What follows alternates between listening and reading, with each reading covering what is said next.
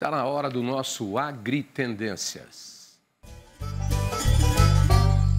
Silmar César Miller, ao vivo no nosso programa todos os dias. Bom dia, Silmar.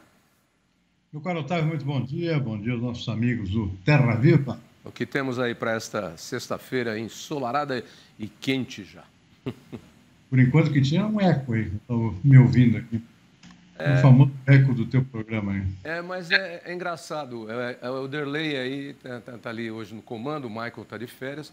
Derlei, tira o eco aí do Silmar. Conseguiu tirar?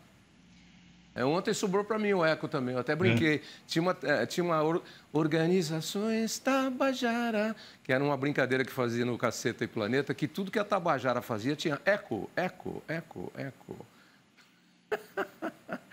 Vamos lá, Silmar, para as nossas commodities do mercado financeiro. Tavinho, agora há pouco, não exatamente nesse momento, não é mais tempo real, o mercado financeiro operando com o dólar em alta, 0,5%, R$ 4,98 a cotação. O mercado de ações estava subindo um pouquinho, 0,1%, pouco antes de começar o programa. Lá fora, petróleo caindo, 1,3%, 82 dólares e 50 centavos o barril do tipo Brent. E o mercado de commodities agrícolas começou hoje com a soja novamente caindo, já pelo terceiro dia consecutivo. Preocupação grande aqui para os nossos produtores. Soja agora com queda de 0,5%, basicamente pressão da própria colheita sul-americana. O Brasil já está com a colheita avançada, mesmo com a safra menor esse ano. O fato é que existe uma pressão de oferta aumentando nesse momento à medida que a colheita avança, né? Por outro lado, as chuvas voltaram na Argentina e também no Rio Grande do Sul, deu uma certa aliviada aqui no estresse que vinha afetando as lavouras nessas regiões. Isso também é outro fator baixista para preço. Então, soja caindo agora há pouco, 0,5%, trigo subiu um pouquinho, 0,6%, milho abriu de em queda, agora virou um pouquinho, 0,2% de alta. Na Bolsa de Nova York, o algodão caindo 0,7%, café arábica também, um percentual semelhante, açúcar também cai 0,9%, suco de laranja ontem subiu, hoje dá aquele famoso desconto lá, que é o dia do vendedor, né?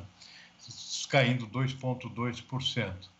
E o cacau continua na mesma toada, bateu um novo recorde nesse momento, agora nesse início de sexta-feira, subindo mais 3%, ultrapassou a barreira dos 6 mil dólares a tonelada.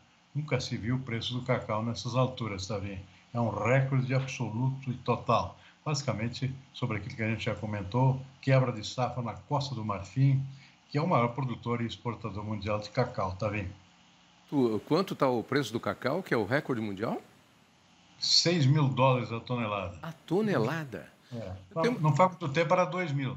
Até abaixo de 2 mil dólares. Você vê o que já aumentou em poucos meses. Então, a quebra é por conta de seca na Costa Rica, é que ocasionou a falta do produto. Costa do Marfim, na África.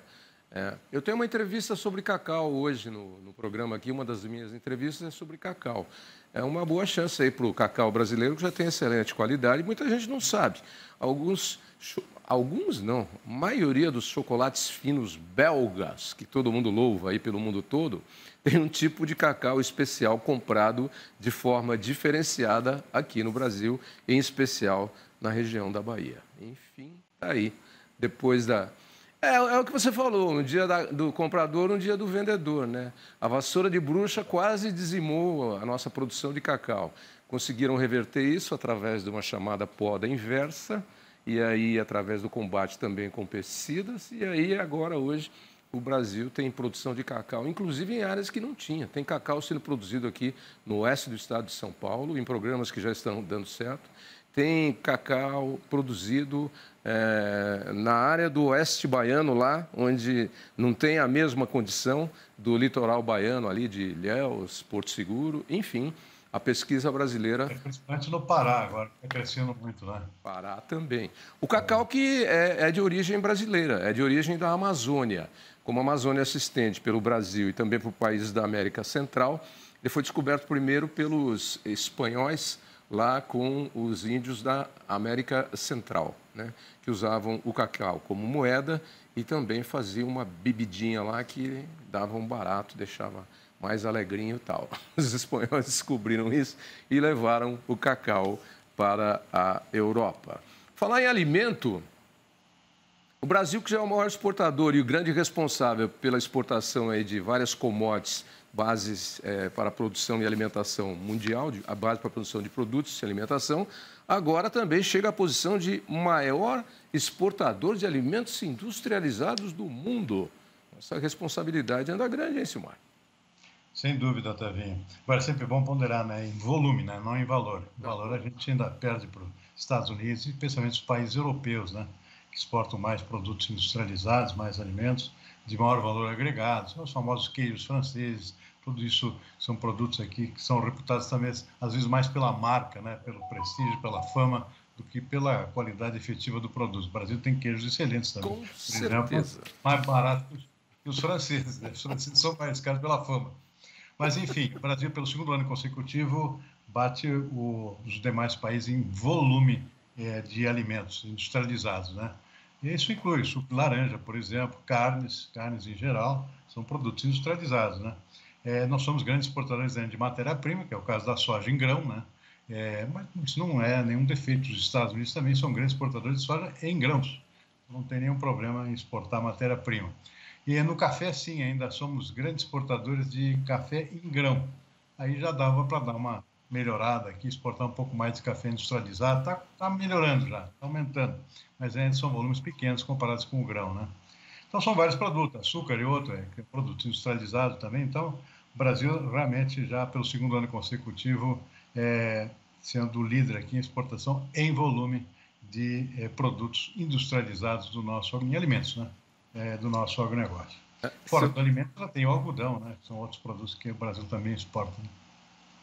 Você falou aí dos queijos franceses, que muitas vezes não são lá essas coisas e custam mais caro que os nossos. Nós temos realmente, acima e embaixo, excelentes queijos hoje. E tem muito vinho francês aí também que é uma porcaria. Assim como tem vinho chileno que é uma porcaria, vinho argentino que é uma porcaria, vinho californiano que é uma porcaria. E o pessoal paga mais caro em detrimento dos nossos vinhos. Nós já temos excelentes vinhos hoje, inclusive tintos, premiados internacionalmente. Faço questão de defender isso, é uma realidade diferente de 20 anos atrás, por exemplo.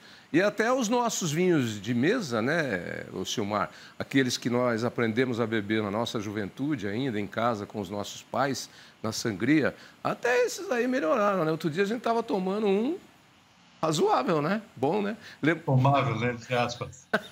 Tomável, não, e nos remete a um período no passado, quando nós começamos a aprender a beber vinho com os nossos pais, né? Que já tinham essa tradição. Melhorou muito. Então, pessoal, vamos dar uma espiadinha aí no produto brasileiro. O vinho brasileiro ainda, e o queijo também, ainda custou muito caro por conta da taxa de impostos, principalmente no vinho, né? Que, os vinhos bons, infelizmente, são caros, né? Exatamente. A nossa taxação é muito cara. Então, isso vai direto para a gôndola do supermercado, para o preço final.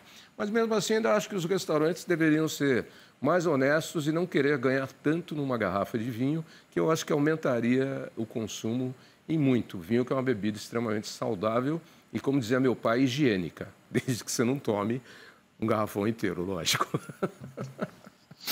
Ô, Silmar, e aí temos a greve dos fiscais agropecuários e agora o ministro Carlos Fávaro se empenhando aí, marcando mais uma reunião para tentar resolver o problema, que é importantíssimo. Isso aí traz uma série de problemas para a nossa produção e principalmente para a nossa exportação do agronegócio. O que era? O pessoal quer o quê?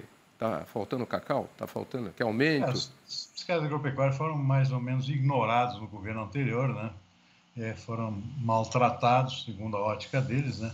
Não conseguiram avançar nas suas reivindicações. Agora estão tendo pelo menos uma receptividade melhor pelo atual ministro da Agricultura, consequentemente pelo governo novo, no sentido de atendimento às suas reivindicações, que, claro, melhorias salariais e condições de trabalho, esse tipo de coisa. O fato é que essa greve, que essa paralisação que começou já no fim de fevereiro, já está começando a prejudicar e a alarmar os exportadores aqui, especialmente exportadores de carnes, né, que é o caso de carnes de aves, carne bovina também, carnes de aves e suínos, porque são setores muito sensíveis à fiscalização sanitária, isso é fundamental, você não consegue vender, não consegue exportar, isso tem efeito em cadeia, conforme ele apontou aqui o próprio presidente da associação aqui dos que representam esse setor, né? O efeito em cadeia, porque atrasa lá, mantém aves, por exemplo, nas gaiolas lá, precisam ser alimentados, então significa aumento de custos, enquanto a carne não pode seguir o seu curso normalmente com essas paralisações dos fiscais agropecuários. Estão atrasando as exportações, por exemplo, né? Então, isso tem um prejuízo grande e o ministro da Agricultura agora, finalmente, resolveu receber os fiscais agropecuários, seus representantes, para ver o que dá para fazer em termos de melhorias nessa atividade. Vamos ver. O fato é que isso realmente está começando a preocupar bastante as exportações brasileiras de alimentos. Eu falei das exportações e você tocou num ponto importante aí. Nós sabemos muito bem como funciona, mas a grande maioria das pessoas não. A produção de proteína animal hoje, e mesmo de proteína vegetal, ela é, mas principalmente a proteína animal, porque ela tem durabilidade mais curta, né? Ela pode... É uma linha de montagem, como se fosse uma linha de montagem de carros na General Motors, na Volkswagen. Tem um contêiner carregado de frango lá no porto, saindo para algum lugar do mundo, tem um caminhão transportando um contêiner que vai para o porto, tem a indústria, a planta abatendo e colocando no caminhão, ao mesmo tempo tem quem produz o frango, engorda o frango, entregando o frango para ir para a planta de abate e também recebendo já os pintinhos que vão crescer. Ou seja, se você interromper essa linha de montagem em algum período, você trava tudo, né? Trava tudo. É exatamente o que já está começando a acontecer, né? O negócio não anda no porto, né? Começa a ter um efeito em cadeia para trás, né? Vai até o produtor lá de aves, né? Do próprio pinto lá. Vai pegar o produtor de ração também, de alimento. Pega toda a cadeia produtiva. Toda a cadeia produtiva. Porque tem um ciclo também. A produção de alimento e de ração vai na proporção que você tem para alimentar. Se você não tem para alimentar, você tem que parar ainda. Para todo mundo. Para até o trabalhador. Até o trabalhador da planta frigorífica também para, porque não tem ave para bater. Bom, chegamos à nossa sexta-feira. Bom final de semana para você e até segunda. Boa tarde, bom fim de semana. Até segunda-feira, Tavinho e toda a nossa equipe aí no Terra Viva. Forte abraço.